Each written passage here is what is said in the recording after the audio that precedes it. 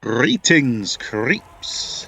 Welcome back to Hello Scream, radio for haunters, Halloween junkies, and the members of the UK Halloween prop making Facebook group.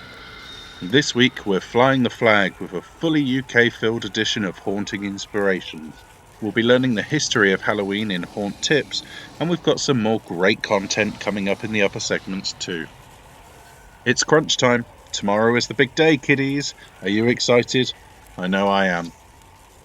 Time to make all those last minute changes, or if you're someone that only sets up for the day, get some rest. You're gonna need it. Whatever the weather brings, whatever this wretched virus brings, and whatever All Hallows Eve itself brings, let's have an awesome day, my haunt fiends. Don't let anything get you down. This is our holiday, our tradition, and our day in general.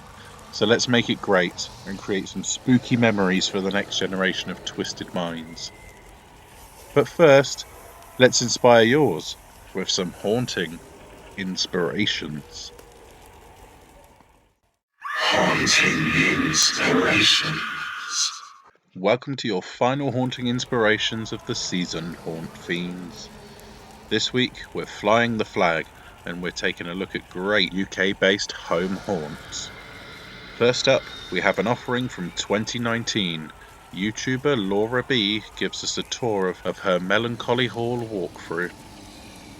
It's a daytime walk through Melancholy Hall, and it looks well put together and thought out, but I feel like it would look awesome when going through in the dark, so it's a shame we don't get to see that, but it's cool nonetheless. Melancholy Hall is themed around a wedding of an already deceased couple. And to enhance the feeling of the walkthrough, Laura includes music and even had an oil diffuser scenting the haunt with rose. A really nice touch, and it's a shame we don't have smell-o-vision. Next up, we have a 2016 video from David Jenkinson. The front of the property is crammed full with some great props, both home built and shop bought, and it's just a load of fun. We get a sneaky look at his control panel and at his camera setup that he has for recording scares at the end of the video. Like I said, this is just a fun one with plenty of cool builds. Kids have to knock on the garage door for their treats, and when they do, the garage door opens, full of fog, and a costumed creep comes running out of the fog in another fun-filled fright. I just really enjoyed this offering. But I usually prefer haunts that are set up with a theme or set up like a walkthrough. But I also love a good scare, and this one has some really good offerings. Now we have a video from channel Halloween UK. They've done something I'd never be brave enough to do myself. They've turned their whole house into a home haunt. Each room is set up with a different theme in mind, and this is another one with a good mix of store-bought and homemade props, and it's just a lot of fun all over. Halloween UK has videos from other years on their channel too, as well as a lot of other Halloween content, so don't forget to check that out while you're taking a look. Lastly this season, we're going to finish off with one of our very own. We're going to take a look at our own haunting DIY guru, Stuart Granger, with his YouTube channel and home haunt, Crawley Creeper. We have this great video of his 2020 display, and if you're a member of the UK Halloween prop makers group, Stuart and his builds will be all too familiar to you. Throughout the video, you'll see how Stuart and his partner Tracy take over the green outside their home and create a haunt for the whole community to enjoy, with plenty of amazing home-built creations. Top job, Stuart and Tracy. I'm really looking forward to what you have for us tomorrow. So that's it for this year, boils and ghouls. I genuinely hope that the videos I've suggested to you in these segments have helped either inspire you to keep going or inspired you to build some cool props. Either way, we'll be back next year. So once we've risen from the dead, be sure to return for more haunting inspirations. Haunt tips. Hello, Haunt Fiends. Welcome back to Haunt Tips. We've a creepy little history lesson for you this week, kiddies, as we delve into the history of Samhain, Halloween to most in the modern era. So where and how did it all begin? Where did we get these strange decorations from? Why do we carve pumpkins and wear scary costumes? Well, boils and ghouls, it goes back 3,000 years. Yes, our great holiday has existed for that long. It started with the Celts, whose calendar was split into two halves, the light half of the year and the dark half of the year. To welcome in the new year, Celtic communities would celebrate Samhain on October 31st with a large bonfire. It was part of their harvest festival, but it was also a beacon, time to come home, and a reminder not to be out alone at night where one could easily become lost and lose their life to the cold dark. Though there was more to this than simply getting lost in the dark. The Celts also believed that Samhain marked the time that the wall between our own world and that of the spirits was at its weakest. Wander off into the dark, and you might not just get lost in the forest, you may find yourself lost in the spirit world. Bats are an iconic Halloween creature, but did you know it's believed that back then the Celts associated bats with Samhain too? Bugs would be attracted to the light of the fire, and in turn, that would attract bats. Without the electric lights of today, bats would have been a relatively rare sight to the Celts, so when they saw bats all around the large Samhain bonfires, they naturally assumed the two to be related. Samhain wasn't the only occasion like this. Across the world, different cultures were also recognizing or celebrating the dead with similar events that seemed to happen around the same time each year. The real evolution of Samhain started in 1609 AD, when Christians adopted the pagan May 13th holiday Lemuria and changed the name to All Saints' Day. The Roman pagan belief was that during Lemuria, the spirits of the departed would return to our world to haunt the living. During Lemuria, people would pour milk on the graves of their loved ones, or leave small cakes to appease the dead and stop them from returning to haunt them. Christians changed Lemuria to All Saints' Day, a day to remember and celebrate the most devout Christians that were no longer with us, keeping things very similar to Lemuria in an attempt to bring the pagans around to Christianity. This was actually a great success, but in an attempt to get rid of Samhain, the church moved All Saints' Day, now widely known as All Hallows' Day, to November 1st. Because of this, Samhain slowly became All Hallows' Evening over time. Again over time, All Hallows' Evening became All Hallows' Even, and then eventually shortened even further to Halloween. The church then introduced All Souls' Day on November 2nd to remember all past Christians. This, however, had the opposite effect on All Hallows' Even, returning it to a celebration of the dead. During the Middle Ages, the church told people to pray for those who had passed but were stuck in purgatory on All Souls' Day. Children would go door to door souling, the ancestor to trick-or-treating that we have today.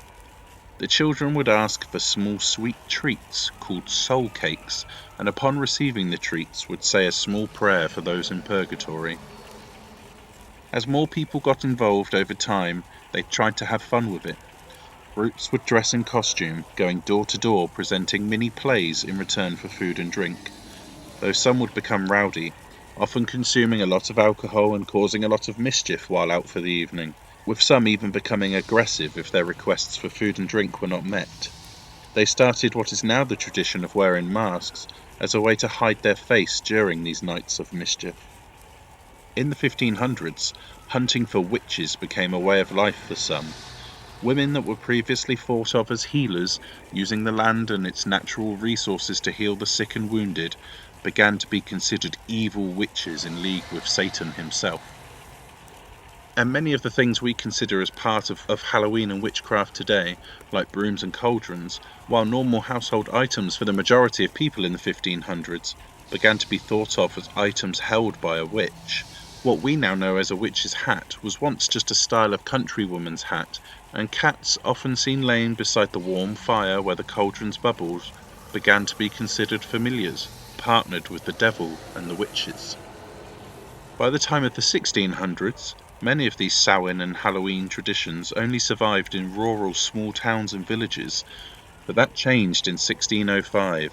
Guy Fawkes's attempt at blowing up the House of Lords with gunpowder was thwarted, and he was captured, tried, and subsequently hung. It is believed that his body was then drawn and quartered and thrown onto a fire. The next year, on November 5th, saw children causing chaos on the streets of London, parading, begging, lighting bonfires, and this over time evolved into Guy Fawkes Day, or Bonfire Night, where we burn a bonfire with a Guy Fawkes effigy on it each year. As Guy Fawkes Day fell so close to Halloween, a lot of the energy and mischievous traditions began to shift towards Guy Fawkes Day. As the British began to colonize America, colonial Puritans strongly believed in dark magic, and belief in witches was still high. They tried to stop Halloween from becoming a tradition in their new world, as they believed it to be closely tied to the dead, and they did not want the mischief of Guy Fawkes Day to take hold there either. But some small communities embraced these traditions, and the seeds were planted for what we would know as Halloween today. There are stories of Halloween surviving in America at that time. For example, by 1833, there were records of people celebrating Halloween with gatherings where they would tell ghost stories around a bonfire and celebrate together. The American Civil War began in 1861 and ended in 1865, with over 500,000 people having lost their lives. Many bodies were left unclaimed and unknown, and this led to more ghost stories. Halloween became full of tales of ghostly soldiers finally returning from the war that had claimed their lives, and this, along with an influx of Irish and Scottish immigrants bringing their Celtic traditions with them, combined to create the beginnings of the modern Halloween. Tales of bogies, or boogeymen, began to become commonplace, monsters waiting to snatch naughty children. It was believed bogies hung around every gate or stile, so come Halloween, when the veil between the two worlds was weakest, you didn't know what would be waiting for you as you walked through that gate or stile. Jack-o'-lanterns came from a legend of Irish origin, where Stingy Jack, also known as Jack-o'-lantern, was so bad that he was kicked out of hell by the devil. The devil, always a generous soul, gave Jack an ember that on his return to Earth, Jack placed inside a hollowed-out turnip, creating the first jack-o'-lantern. It became tradition for children to carve turnips and create their own jack-o'-lanterns, but when the tradition arrived in America, children used pumpkins as a larger and much easier to carve lantern alternative. An early Halloween trick in colonial America was putting a sheet over your jack-o'-lantern and sticking it on top of a large stick. Then you could hold it up in front of windows and scare the dwellers inside.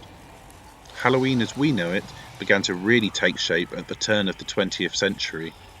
Artists took scary things like bats, spiders, skeletons, jack-o'-lanterns, witches, white sheet ghosts, and more, and then combined these with colours of black and orange, establishing the look of Halloween as it still is today. But at the time, Halloween was still full of the mischief-making that started way back in 16th century London. Groups of boys would light fire, throw stones, and play tricks. By the 1920s, this had evolved into full-blown destructive behaviour. What the young men and boys considered tricks had become placing objects on tracks to derail trams, removing wooden steps from people's doors so they would fall, and even setting buildings ablaze. In rural areas, wooden carts would be taken apart and rebuilt into funny shape atop rooftops, and gates were removed from fields holding livestock. All of this led to the night becoming known as Hell Night. This hit ahead in 1933 at the height of the American Depression on what was known as the Black Halloween, as so much destruction took place in cities across America. For Halloween to survive, it had to change the destructive event it had become. American schools, police forces, and novelty companies had begun coming up with ideas for children on Halloween in the early 1900s. Things like costume contests, large communal parties, games, and anything that could be done to try and erase Hell Night. A company called Denison's began publishing Halloween guides called the Bogey Books that gave different ideas for how to create Halloween parties, and they quickly realized there was money to be made from Halloween. They began producing paper masks and costumes for sale. The first time outfits had been sold specifically for the night. Though there were regular reports in the newspapers of these paper costumes catching fire on things like jack-o'-lanterns. But soon other companies were making costumes with better materials, and all sorts of characters known to children were being created. There's still one thing missing in the early half of the 20th century at this point though: trick-or-treating. Doris Hudson Moss wrote an article for American Home magazine that detailed the success she'd have having an open house for children in her neighborhood. She wasn't tricked, and she gave out treats. She found something that worked, and thus modern trick-or-treating was born. Halloween began to make its way to TV and movies. Disney featured a Halloween Story, and then in 1966, the massively popular Charlie Brown and the Great Pumpkin aired, bringing Halloween to the forefront of the mainstream. In 1978, John Carpenter's classic Halloween was released, introducing the more grown-up side of horror and killers, making a stamp on Halloween. It started something that became a holiday for adults as well as children. Haunted houses started popping up, leading to home haunts. And with this popularity, the new Halloween had made its way back to the UK and European countries. Since then, Halloween has evolved to include so much more than the ghouls and ghosts of centuries ago. It's become the event we love, full of amazing costumes, all sorts of Halloween sweets, scare mazes, home haunts, trick-or-treating, horror films, and so much more. We turn fears into fun. For one night, the things that terrorize us are the things that thrill us. So when you hear those miserable bastards complaining that Halloween is an American holiday, they might be right about that modern version for just a smidgen, but be sure to remind those miserable people that those traditions have evolved from something that started thousands of years ago, and that in truth, they couldn't be more wrong. I hope you've enjoyed our little history lesson, Haunt Fiends, and I'll see you next year for more Haunt Tips.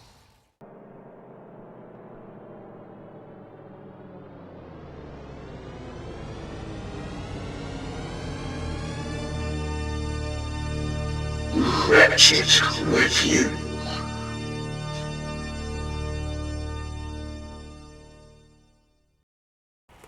Welcome back to the Wretched Review, creeps. This week we have a pair of horror anthologies for you. We'll be taking a look at Tales of Halloween and Trick or Treat, and I can't think of a better pair of horror flicks for a Halloween special. First up, we have Tales of Halloween.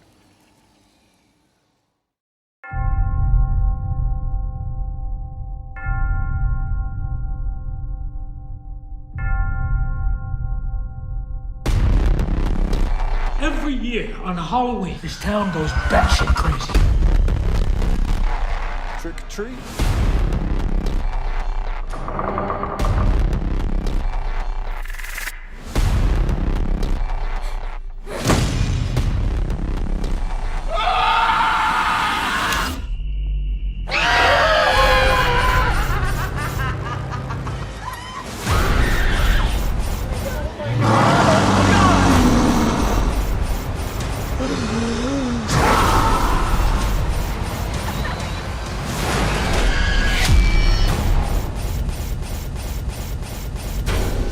Slightest idea what you're dealing with.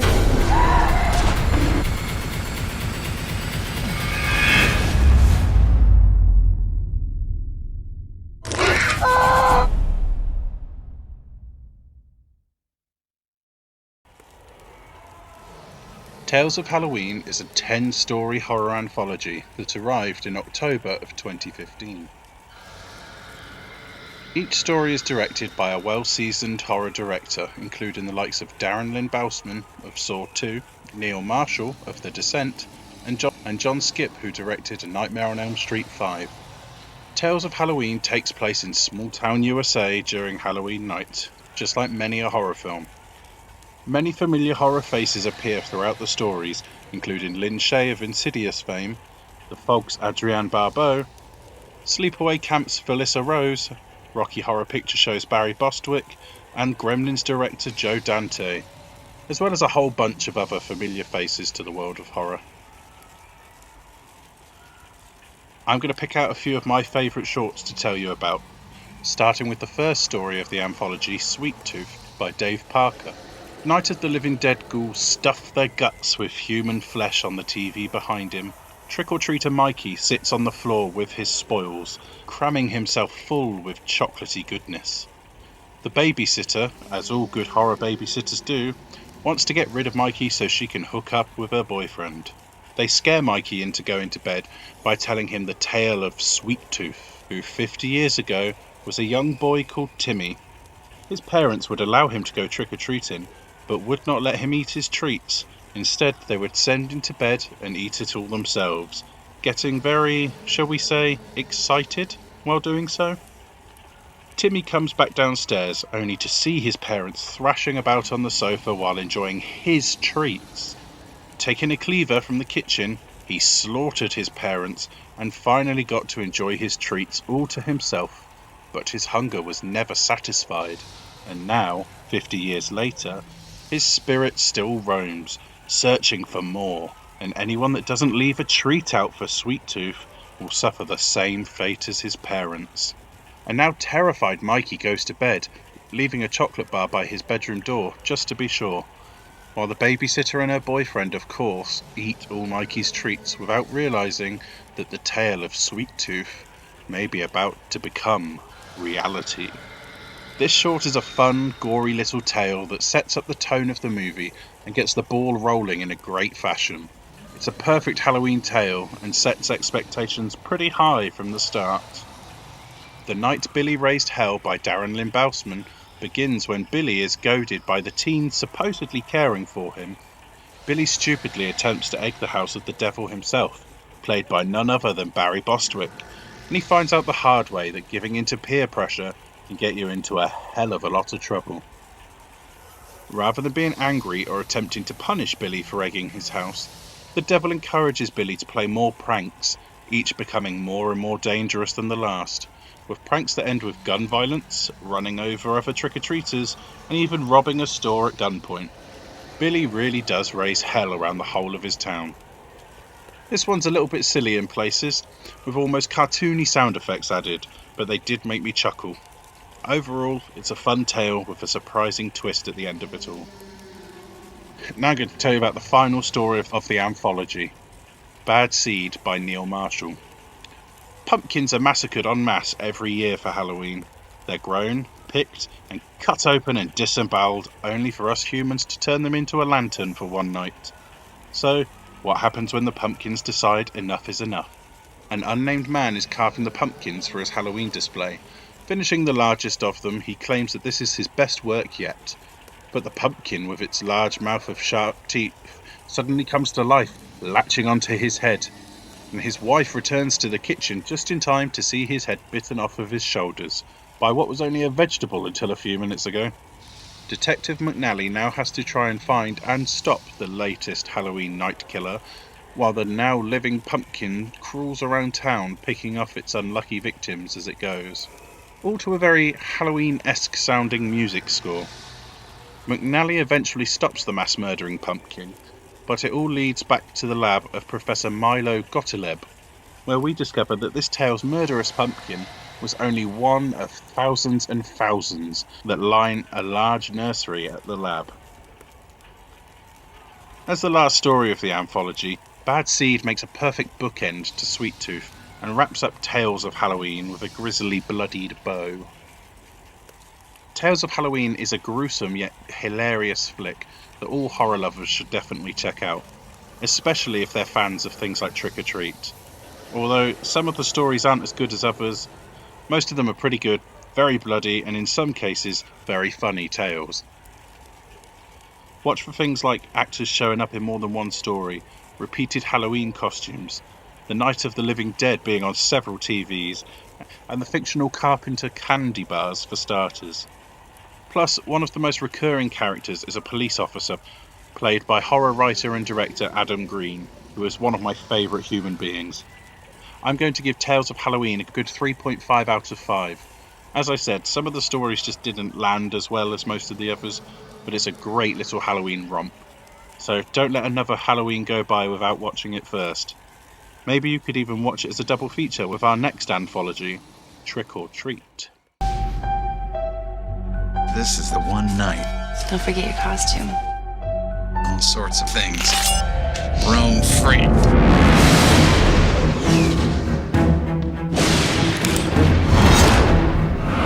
The Halloween School Bus Massacre.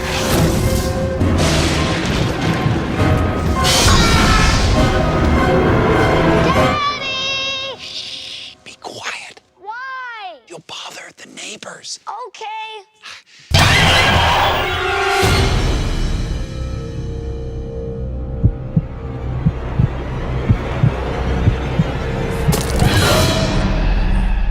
What is that?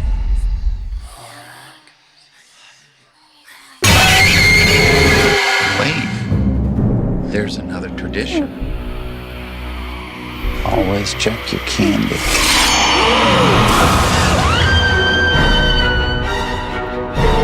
You have to get out of here! Weird voices! Over here!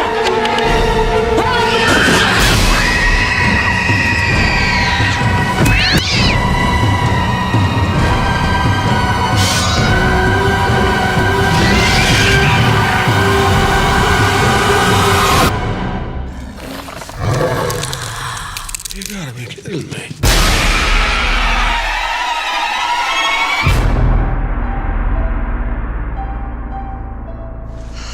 I hate Halloween.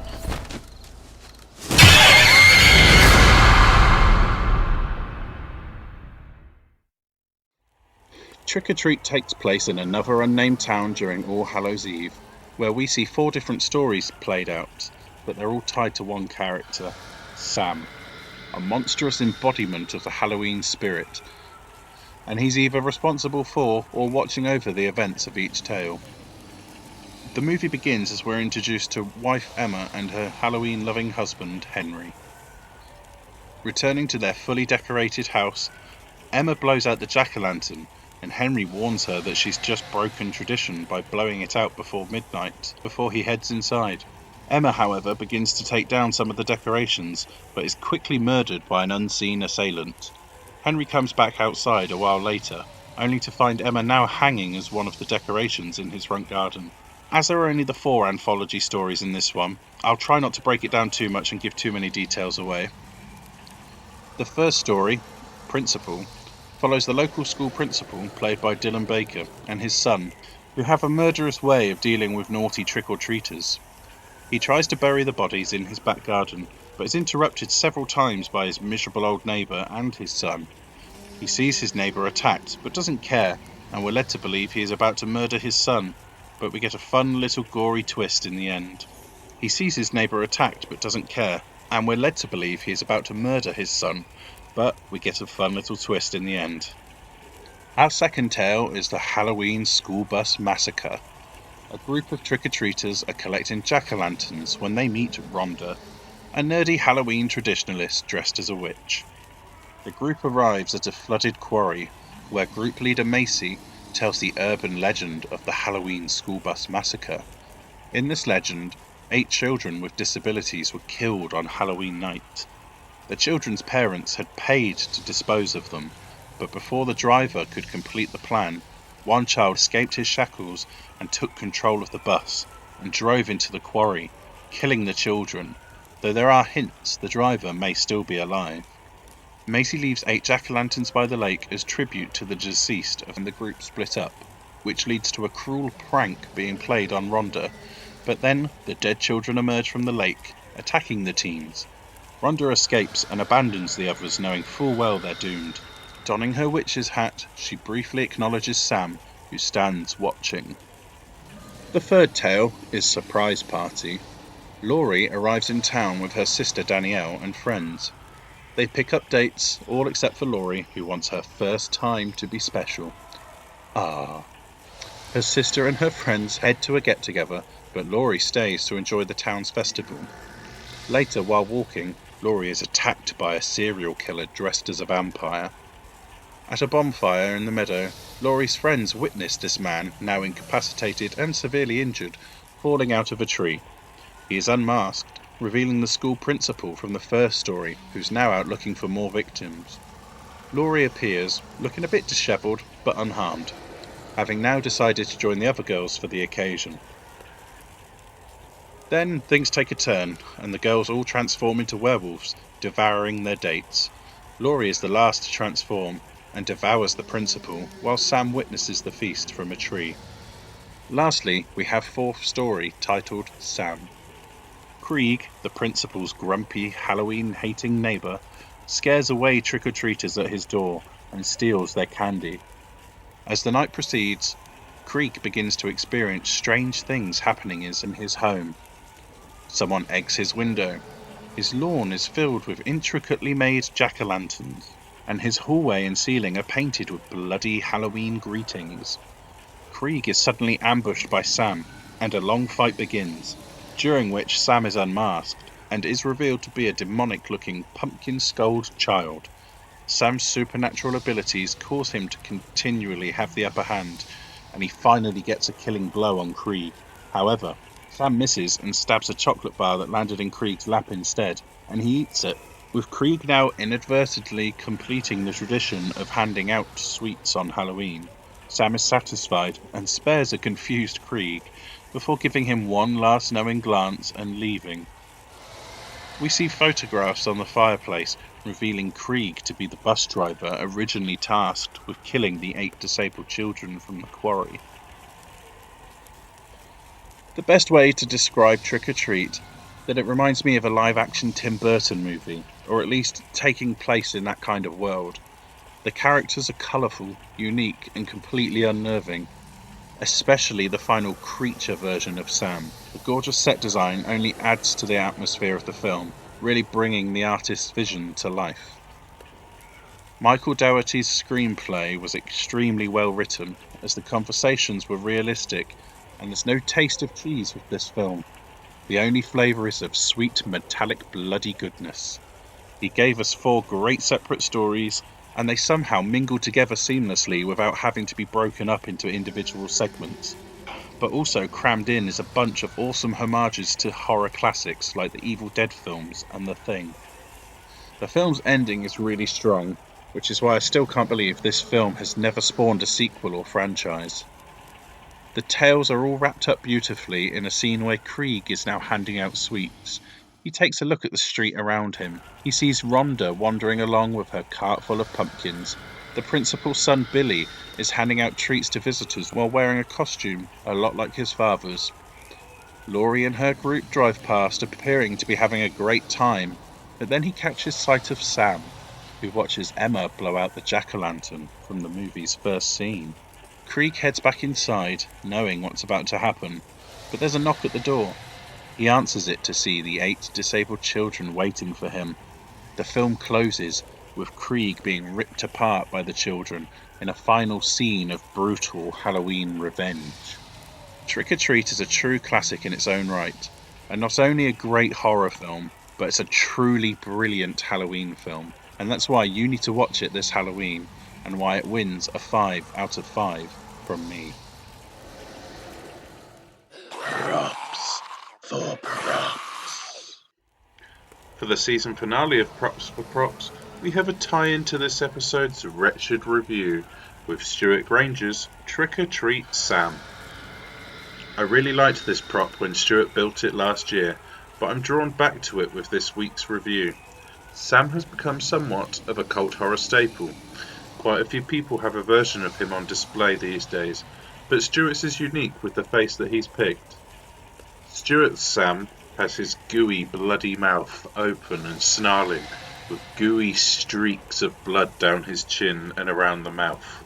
Construction is pretty simple too, with a wooden frame and stand making the body for Sam, and his clothes were sewn by Stuart with some scraps of orange material.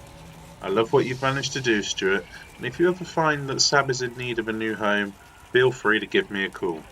Again, awesome work. Your take on a Sam prop is unique, and I love it for that. Well, that just about does it for Props. It's been a lot of fun picking out my favourite builds from within the UK Halloween prop making group. Trust me when I say it was tough. There were some weeks I really struggled with who to pick, you're just all so damn talented. Either way, keep building and I'll keep picking them each week. See you in a little under a year's time for more Props for Props.